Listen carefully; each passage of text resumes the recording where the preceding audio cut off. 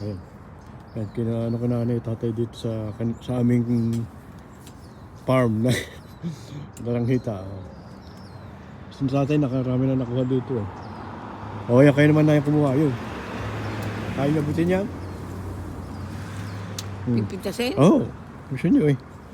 Hawak kayo sa akin.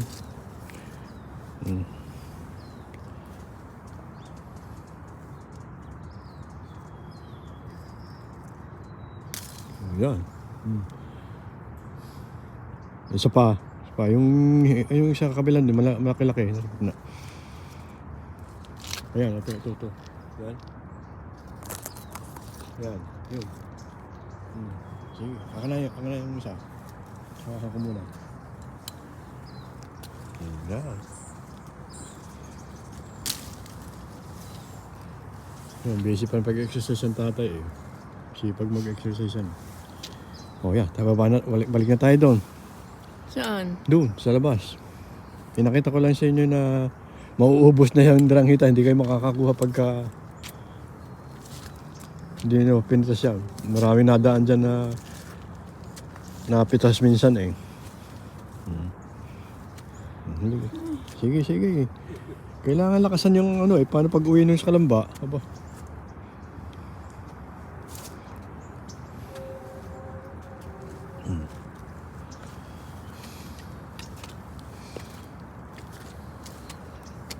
Hawakan nyo tayo.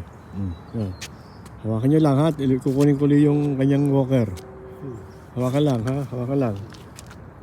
Iwan namin yung walker dito eh.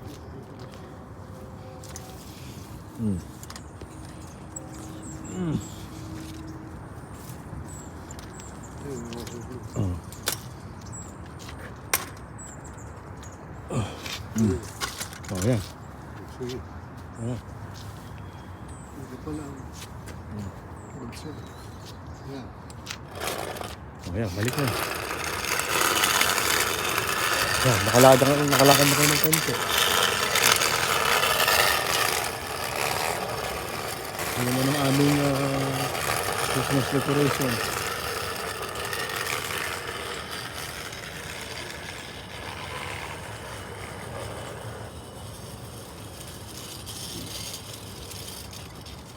Yung aking tatlong parol na ginawa. Yung nasa gitna, yun yung original na parol na ginawa namin ni Loren. Napakaganda niyan. Hindi ko na pinapalitan ng balat yan at si Loren na nag-ano yan eh. Kasama ko siya sa pag-aayos niyan. So original talaga na unang ginawa kong parol. Yung dalawang pula, ngayon lang taon na ito. Yan. Oh, dito na, tay, nay.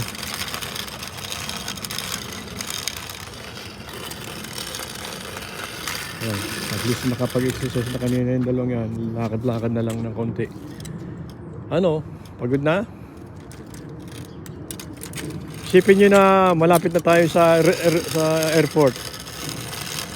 Pagbaba natin sa airport sa LAX, hindi man all the way na i-wheelchair kayo doon. Merong part na maglalakad kayo. So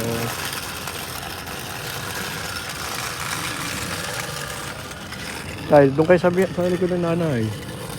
Batayin nyo sa ano yun.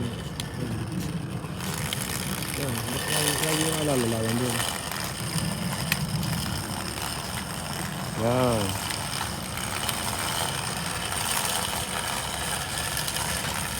Oh, tayo muna. Harap dito sa kalsada. Gusto nyo naman po? Teka muna. Talaga na. Ay. Ano talaga oh. Ayan, oh sige. Oh yan. Ano rin. Tulak kita. Teka muna. Hindi pa nakaano yung paa eh. Ayan. Oh yan. Very good. Oh. Ano nyo ngayon? Tayo pagdadating doon sa may hump na yun, balik na agad ha.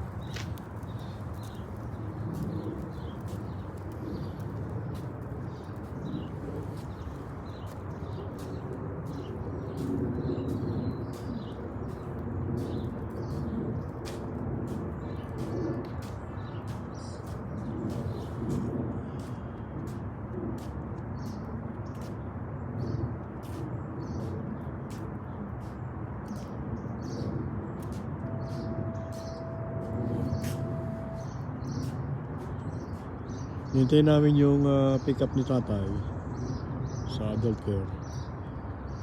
Minsan kasi 8:20, 8:30 dumarating, hindi mag eksakto kasi meron pang dinadaanan yung ibang adult dito sa neighborhood namin. Siguro mga ilang couples din yung pinipick up. Ang nanay hindi ko na pinasasama dahil na ano ko baka malaglag doon sa van, pauwi kami, magkaroon siya ng problema pa. So dito ko na lang siya tinatsaga na pinapapaglakad at pinapapag-exercise. Ganon din naman gagawin doon sa adult care. Kaya lang merong sila dong activities na nagbibingo, exercise din doon. May snack sila doon, may tanghalian. At pero ang nanay, pag naando naman, tahimik lang siya.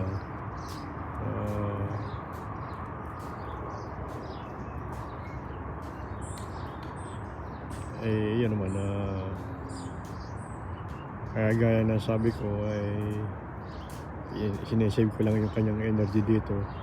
Huwag na muna siya sumakay doon sa van at baka malaglag, lalong mahirap. Ayan, tatay, parang exercise na niya nagtutulak doon na ano. Malaking bagay sa kanya. Nagkakaroon siya ng force na naitutulak niya nanay habang naglalakad siya. Yung nanay para talagang talagang sitting pretty oh.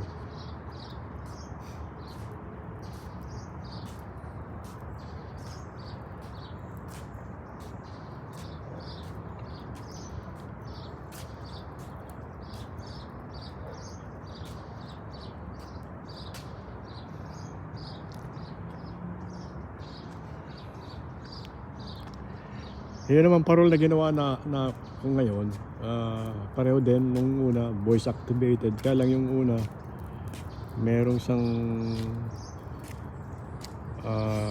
gadgets na nag-malfunction na, hindi ko pa makakita ng kapalit eh. So voice activated din yun. Pag may music naglalaro yung ilaw niya. Idea din ni Lauren yun. Ngayon, itong dalawang ginawa ko, meron na ng built-in music yan na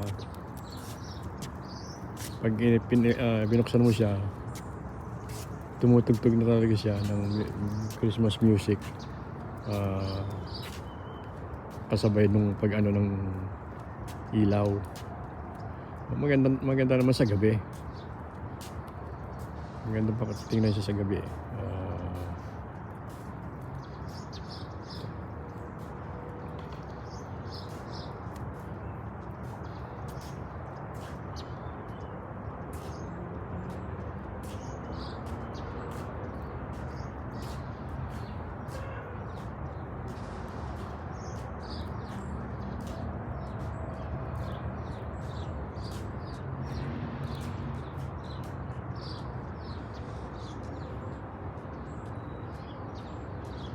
Nandito na yung kaibigan ko hapon.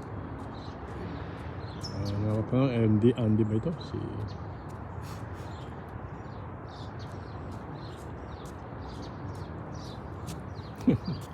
How are you, my friend?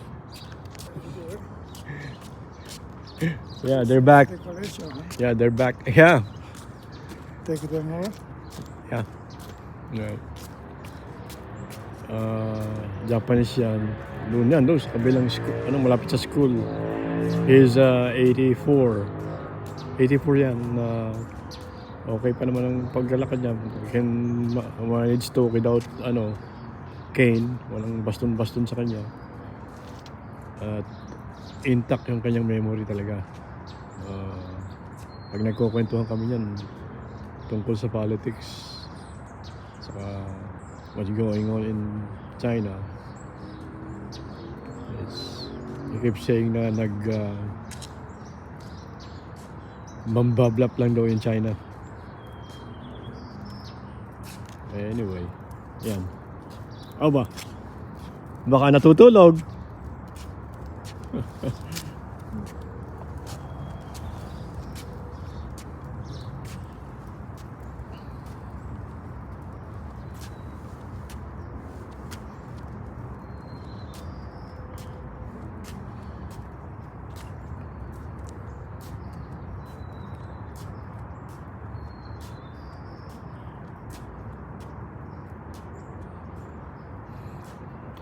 Mamaya ako'y maglalakad na rin pagka-pick up kay tatay. Papasok ko si nanay sa loob ng kwarto.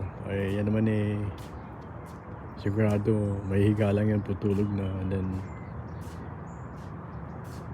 pagbibigyan natin. Sabi naman ng doktor niya, kasi inireklamo ko na rin sa yan.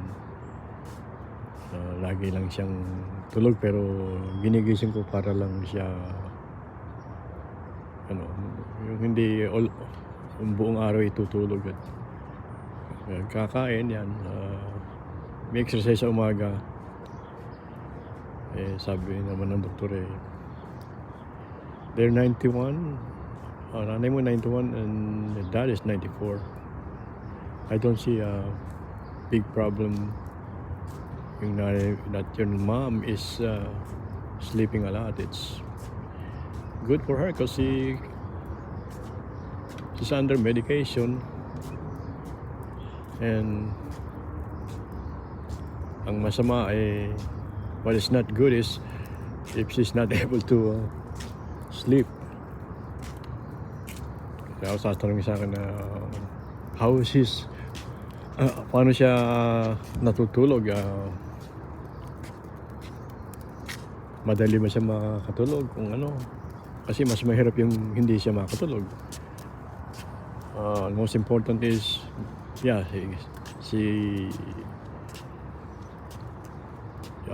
makatulog siya, she had some sleep, and most important is their eating, kasi yan ang magiging problema nyo na natutulog lang siya at ayaw nang kumain.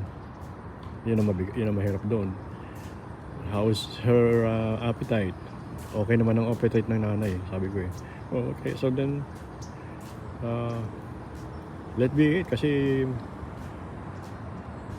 kailangan nila yung nung kailangan ng katawan niya yung siya nakakatulog at masakit nga ang katawan niya siguro pagka dahil siguro sa katandaan. Mas mahalaga niyan is make sure they eat every morning, lunchtime, dinner. Yung pagtulog, okay yun. Mas masama yung wala ng tulog, diba? So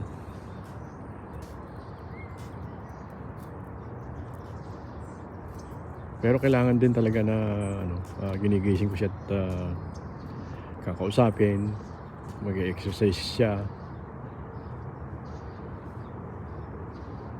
para maiwasan yung yung hindi na siya gigising para kumain o maging active. So it's a sacrifice talaga. Ayun ang talagang gamot niya kanya. So far, salamat nga sa Panginoon, wala silang ibang masamang issues beside the dementia.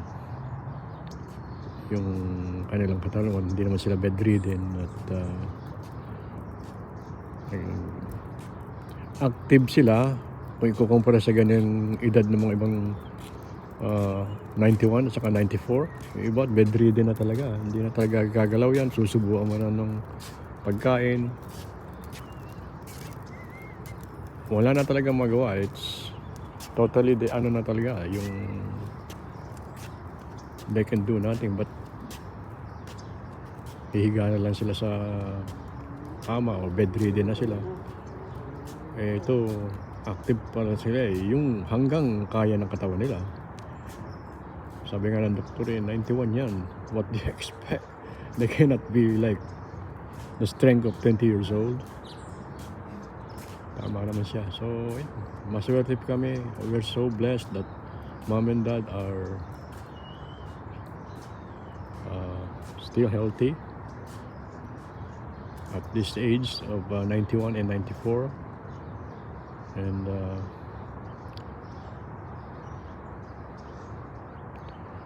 nag-enjoy naman sila. Siguro mas nag-enjoy talaga sila pag nasa Pilipinas na. Pag uwi namin ng Kalamba, hopefully, God's willing, walang anumang aberya, walang problema. Yung plano namin na plano rin ng Panginoon ang masusunod. Dasal namin, ang panalangin namin sana yung time na dumating na ang panahon na kami pauwi na doon, walang aberya, walang problema. Tay, ito na ang pick up nyo. Yun na yung pumipick up si tatay. Oh. Dahan-dahan, ako na dyan. Teka, nasan yung baston nyo? Nasaan? Ewan ko sa inyo, sumuniligay. Ikaw may hawak ka. Ito kay nanay. Bakit saan ko pupunta ho? Mamagaan yun sa school. Sa Better Life. Ayun, nung pumipick up sa kanya, Better Life, Adult Care, Healthcare Center. Ang driver niyan, Pilipino. Dati Korean. Halos lahat ng sakay dyan majority Korean . So, for your information, yung mga yan, karamihan din dyan sa Korean, they live on their own independently. Meron silang sariling housing ng mga adult. Yung mga swerte nga, yung mga nanay tatay. At bye. So, swerte nga nanay at tatay at kami ang nag-aalaga . At sila na-enjoy ng mga Korean yung Hindi po tayo papasok. sige, papasok tayo. Na-enjoy lang ng mga Korean yung benefits ng mga senior citizen dito na meron silang available na housing. Yun, doon sila nakatira. Pinipick up sila ng bus na yan. Dadalhin mo sila sa adult care. Yan, ang nanay. So, yun, hinihintay na lang namin yung time na pag-uwi namin sa Pilipinas. Ang prayer namin, sana tuloy-tuloy yun, smooth. Nag-start kami ng smooth planning . Nakuha namin yung ticket, nakuha yung may legroom, may ticket na sila. So hinintay na namin ang date ng pag-alis namin. Pero ang lahat ng ito ay hinihingi din namin ng prayer sa Panginoon na sana kami samahan na yung aming travel ay walang anumang aberya na mararanasan, maging malakas at maayos ang mga nanay tatay sa aming paglalakbay. At hari namang pagdating sa Pilipinas ay malakas at pangatawan nila at ma-enjoy nila yung pagtigil na doon na pagbabakasyon, o kaya sila masusunod kasi sila ang humiling nito . Araw-araw pagising yan, pag nakausap ko yan, tatanungin sa akin kailan tayo uuwi? Kailan nyo kayo uuwi? Talagang ang puso at isip niya nasa Pilipinas . So, pagbigyan at total nandun naman talaga yung kanilang dream house na pinagawa nila nung sila na pinaghirapan nila nung tatrabaho sila. Nabuo yung bahay nung mag-retire sila, doon na sila natumira. Nandito lang naman sila pansamantala nitong 2020 dahil nga sa pandemic, napakahirap sa Pilipinas noong time na yun. Iniiwas namin sa mahirap nakatayuan doon ng ano. Pero in spite of that, talagang almost every day makakausap mo sila. Gusto talaga umuwi ng Kalamba. So, hindi natin masisisi. Malungkot ang buhay dito sa Amerika. Tandaan yan na ito ay, generally speaking, sa mga matatanda na matanda sa atin, mga kasing edare namin, yung generation namin, ay napupursi ko na talaga, napakahirap talaga, malungkot ang buhay dito sa Amerika. So, pagbigyan natin ng mga nanay tatay, kailangan talaga ng ang tingin ko, ang magpapasaya sa kanila, yung makita yung kanilang sariling tahanan. Nasa Pilipinas sila, siguro naman paminsan-minsan may makakausap sila na doon, di katulad dito. Tingnan naman ang itsura dito ng paglabas nyo ng bahay. May makita ba kayong tao na naglalakad dyan?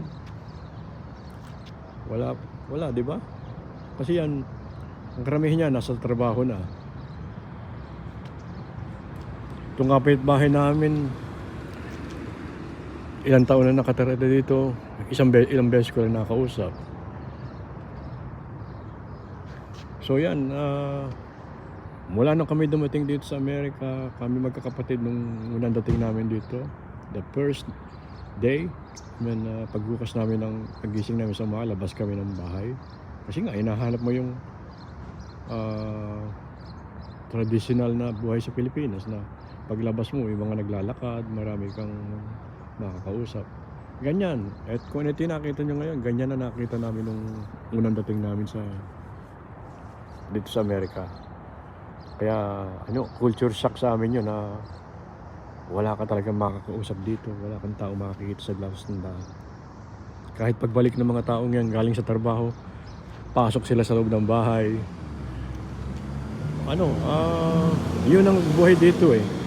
And then kaya karamihan ng mga puti dito sa Amerika, when they find time to have a vacation, at least 2 days, weekend, they go outside.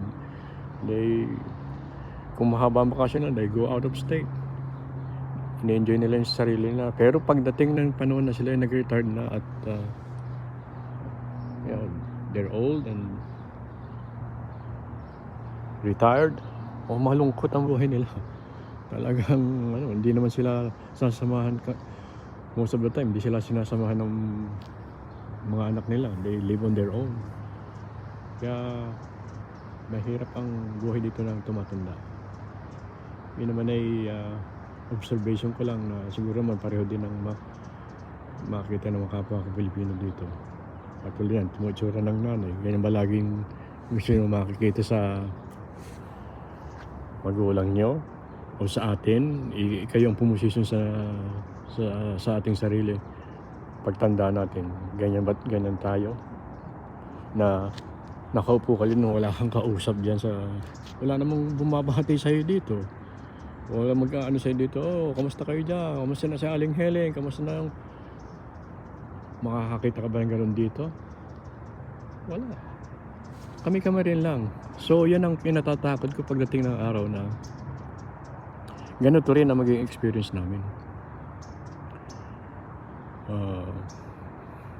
Tapos yung magiging mga anak namin, of course yan na-adapt nila yung American culture. Although yung mga anak ko mababait yan. Yung anak kong babae nakatira pa sa akin, sige, yung bunso namin nasa malayo sila sa Sunnyvale. Pero napapansin ko kayo doon sa bunso ko, whenever may bakasyon siya, kahit 2 days lang, punta siya dito, binibisita niya kami. Nandun yung na-instill sa puso niya, sa isip niya yung bisitahin kami whenever he have time. At nga yung si Kay na nasa bahay lang namin. So hindi man garantiyo na they will be with us forever pagtanda namin.